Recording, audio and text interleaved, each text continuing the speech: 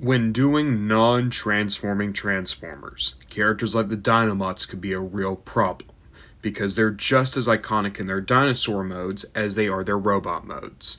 Blokees came to a brilliant decision by offering you both. In each wave, they would include one Dinobot, and that one Dinobot would have at least two model kits of them. One for the robot, one for the dino. And today, we are looking at the robot modes for Snarl and Slag, Slug, whatever you'd like to call him. I will admit to a certain bias right now.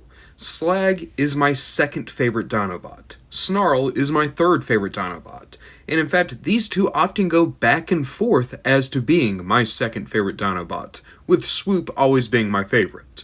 I like both of them more than Grimlock, Sludge, or any other Dinobot they might throw in aside from Slash.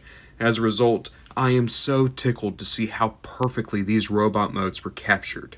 And I also enjoy the fact that they chose to go with Slag's red head as opposed to the black head of the G1 toy. I always think he looks great with that Triceratops hoodie behind him. Slug in general has a very great build. Athletic, lean, and yet still powerful looking. This guy looks like a Spartan. He's not a pro wrestler, he's not ultra bulked out, but you can tell he's tough. His articulation works well. You got a ball joint in the head, universal here for the shoulder, universal here for the elbow, ball joint here in the wrist, swivel in the waist, ball joint in the hip, universal for the knee, ball joint for the ankle. Another nice part about Slug is just how smooth his proportions are.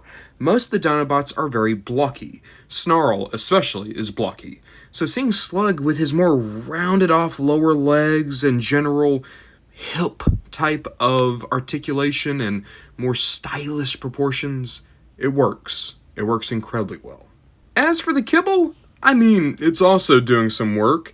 Don't get me wrong, it does get in the way of posability, but it does not become back-heavy. Slug and Snarl both actually balance incredibly well. And at this point, for the Dinobots, that's part of the silhouettes. Taking away that kibble would be like taking off the wings of the Seekers. Snarl is so wonderfully unique compared to Slug, because whereas Slug was a little bit thin, a little bit lean, Snarl looks like a pro wrestler. He is a big unit of a Dinobot, and I think they captured his proportions incredibly well. I love the spikes in his shins, I love his big chest.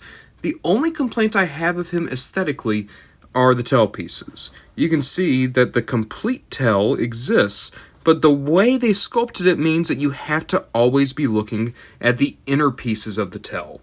That does mean that they saved Cross when they were doing the Dino mode Snarl, but unfortunately it makes the robot mode just look a little bit off.